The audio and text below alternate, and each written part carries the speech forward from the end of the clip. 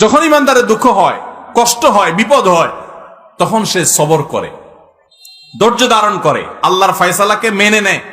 এই সবর করার বিনিময়ে আল্লাহ তাআলা জান্নাত দিবেন তাকে। আস-সাবরু সাওয়াবুহু আল জান্নাহ ইন্নামা ইউওয়াফাস সাবিরুনা আজরাহুম বিগাইরি হিসাব। আপনারা কি জানেন কিয়ামতের ময়দানে কোন ইমানদারকে, কোন মানুষকে আল্লাহ তাআলা কোন হিসাব করে বিনিময় দিবেন না, বিনা হিসাবে দিবেন, যে হিসাব নিকাশ নাই, বিনা হিসাবে ঢেলে দিবেন আল্লাহ তাআলা কাকে জানেন? একমাত্র ব্যক্তি সবরকারী। কোন ব্যক্তি?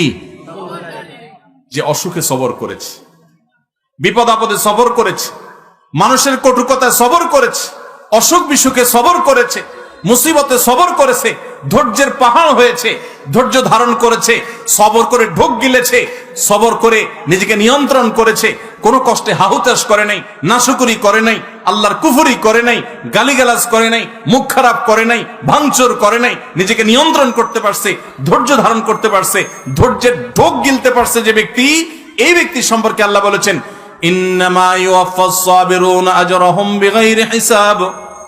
সবরকারীদের বিনিময় আল্লাহ রাব্বুল আলামিন কিয়ামতের ময়দানে কোনো হিসাব নিকেশ করা ছাড়া, তুমি নামাজ কয় ওয়াক্ত পড়ছো, রোজার কতগুলোর সওয়াব পাবা, সুবহানাল্লাহ কতবার পড়ছো, আলহামদুলিল্লাহ কতবার পড়ছো, কয়বার কোরআন খতম দিছো, কয়বার কি ভালো কাজ করছো, এই সমস্ত হিসাব নিকেশ নাই বান্দা। তুমি সারা জীবন সবর করে